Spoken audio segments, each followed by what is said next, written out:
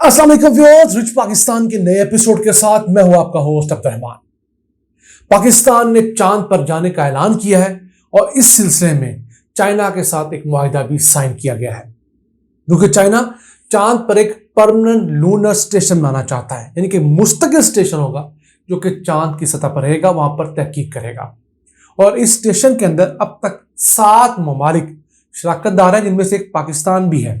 जनूबी एशिया और मुस्लिम दुनिया में सबसे पहले पाकिस्तान खला में गया था और दिन था 7 जून 1962, जब पाकिस्तान ने रहबर 1 नामी एक रॉकेट फायर किया जो कि खला में गया। जमीन से 50 से 100 मील ऊपर तक ये गया था कामयाबी से।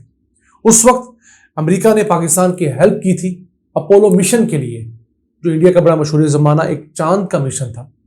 तो उसके लिए पाकिस्तान की हेल्प चाहिए थी, तो पाकिस्तान ने हेल्प दी और उसके एवज पाकिस्तान को ये मिसाइल टेक्नोलॉजी और रॉकेट टेक्नोलॉजी बनाना आ गई।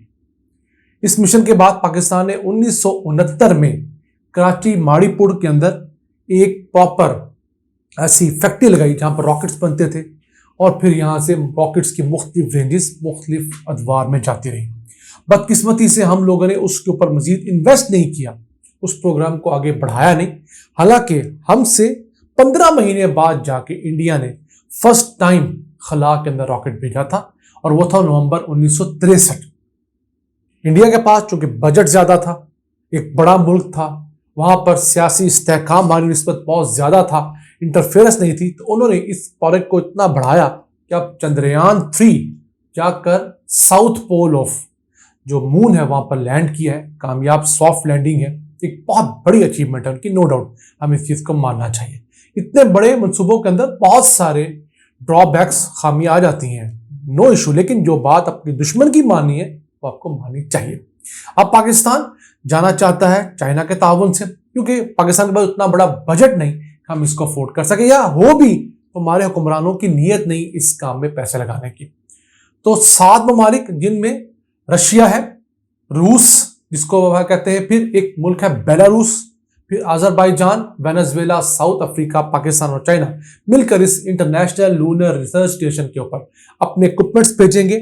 और चाइना का ये मिशन एक अमरीकी मिशन जिसको अरिटमिस कहते हैं उसके मुकाबले तैयार किया गया है। वहां पर 29 ममालिक है, जिसमें इंडिया, यूरोप, जापान जैसे मुल्क शामिल है। पाकिस्तान इस इंटरनेशनल लूनर रिसर्च स्टेशन के लिए ना सिर्फ मुख्तलिफ इक्विपमेंट बनाएगा बल्कि उसके ऑपरेशंस में भी चाइना को हेल्प करेगा। इसमें इंजीनियरिंग, मटेरियल डेवलपमेंट, मुख्तलिफ इलेक्ट्रॉनिक्स और ट्रेनिंग शामिल है। अब खलाई तहकीक का फायदा इंसान को क्या होता है? अक्सर आपने भी ये सवाल पूछा होगा अपने आप से या किसी से। खलाई तहकीक की वजह से बहुत सारी रोजमर्रा की जिंदगी में हमारी चीजें जो है वो बनी है। मसलन लैपटॉप, ये स्पेस टेक्नोलॉजी की वजह से बन पाया। स्पेस में ऐसे कंप्यूटर की जरूरत थी, छोटा हो, कॉम्पैक्ट हो, गोद में रखा जा सके, टेबल पर रखा जा सके, तो ये बना। इसी तरह आर्टिफिशियल लिम्स के अंदर जो सेंसर्स लगते हैं वो सबसे पहले जो इंटरनेशनल खलाई मिशन से उसकी मुख्तलिफ मशीनों पे लगे होते थे, आज वो इंसान के इस्तेमाल में आ रहे हैं। फिर मुख्तलिफ किस्म के आग बुझाने के आलात, मुख्तलिफ किस्म के कपड़े आग बुझाने के अंदर जो इस्तेमाल होते हैं, फायर फाइटर्स इस्तेमाल करते हैं, मुख्तलिफ इलेक्ट्रॉनिक्स, रोज़मर्रा की चीज़ें, फूड की चीज़ें, ये तमाम चीज़ें जो हैं वो इस खलाई तहकीक की वजह से ही मुमकिन हो सकी हैं। हमने डिस्क्रिप्शन में लिंक डाला है, वहां पर जाकर आप देखेंगे कम से कम 30 ऐसी चीजें जो कि पहले खला के लिए बनाई गई और आजकल हम रोजमर्रा अपनी जिंदगी आसान करने के लिए उसे इस्तेमाल कर रहे हैं।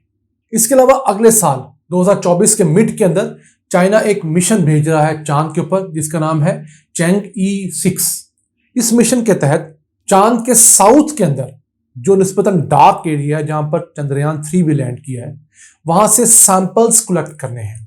और वो सैंपल्स जो रेत के होंगे, मट्टी के होंगे और पत्थरों के होंगे, वो वापस लाए जाएंगे जमीन पर।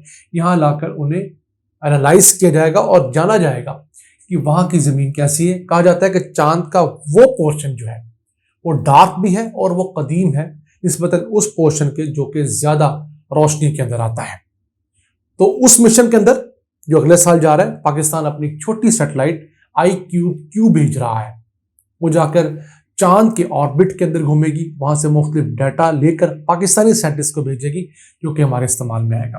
पाकिस्तान में एक इदारा स्पार्को بہت کامیابی سے چلا کرتا تھا، بدقسمتی سے ہم نے اس کو ایک بیوروکریٹک ادارہ بنا دیا، بجائے سائنٹسٹ کو اس کا ہیڈ بنانے کے ہم نے آسانی کرتے ہوئے اس کو فوج کے حوالے کر دیا، اور اب وہ صرف ملک کے اندر سیلاب یا فصلوں کی کچھ تفصیلات جمع کرنے کی حد تک رہ گیا ہے۔ موسم کے حالات بتاتا ہے، ایز سچ خلا فضا کی تحقیق اس معیار تک نہیں لے جا سکا جس معیار پر پاکستان 1962 کی دہائی میں پہنچ چکا تھا، ایک ایسا معیار جس میں ہم پورے ساؤتھ ایشیا کے 7 ممالک سے آگے تھے، پھر مسلم دنیا کے 57 ممالک سے ہم آگے تھے، ترکی سے ہم آگے تھے، ملیشیا سے ہم آگے تھے، دنیا کے ہر مسلم ملک سے ہم آگے تھے۔ تو دیکھیے ہمارا ماضی اب تک بہت تابناک ہے، اور پاکستان نے جو پہلا راکٹ فائر کیا اس کے لیے جو 7 لوگوں کی ٹیم بنی تھی، وہ 7 کے 7 پاکستانی سائنٹسٹ تھے، اٹامک انرجی کمیشن کے تھے، سپارکو کے تھے، اس طرح مختلف جو محکمے اس وقت تک یا چھوٹی چھوٹی باڈیز اسٹیبلش ہو گئی تھی، وہ یہاں پر 9 ماہ کے قلیل مدت میں راکٹ فائر کرنے میں کامیاب ہوئے اسکریچ سے۔ تو اگر پاکستان ان حالات میں اتنا کچھ بنا سکتا ہے تو آج تو ہمارے پاس درجنوں کے حساب سے ایسے انسٹیٹیوٹس ہیں، ایسی یونیورسٹیز موجود ہیں جہاں پر اسپیس ٹیکنالوجی پڑھائی جاتی ہے، جہاں پر اسپیس سائنسز کے ڈاکٹرز، انجینئرز، ٹیکنیشینز موجود ہیں۔ تو کیا وجہ ہے کہ اتنے سارا ریسورس ہونے کے باوجود ہم اس ٹیکنالوجی میں آگے نہیں بڑھ سکے؟ ہماری نیتوں کا فقدان ہے۔ جتنے پیسوں میں انڈیا نے اپنا چندریان 3 پروجیکٹ کامیابی سے لینڈ کروایا چاند پر، اتنے پیسے ہمارے شہباز شریف نے اپنے MNAs میں بانٹ دیے۔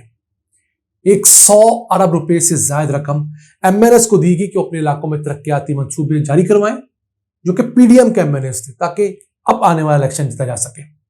اور اس سے بھی کم پیسوں میں انڈیا نے چندریان 3 کا پورا پروجیکٹ کامیاب کیا، اسے یہاں سے لانچ کیا، اور جا کر چندریان 3 چاند کی سرفیس پہ سافٹ لینڈنگ کرنے میں کامیاب۔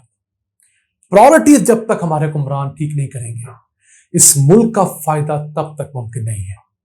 ناظرین، آج کا ایپیسوڈ ہمیں امید ہے آپ کو کچھ چیزیں سیکھنے کو ملی ہوں گی۔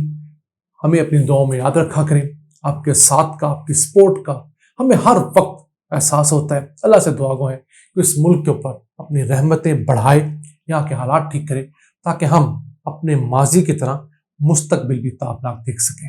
ان الفاظ کے ساتھ اپنے میزبان عبد الرحمان کو اجازت دیجیے۔ اللہ نگہبان۔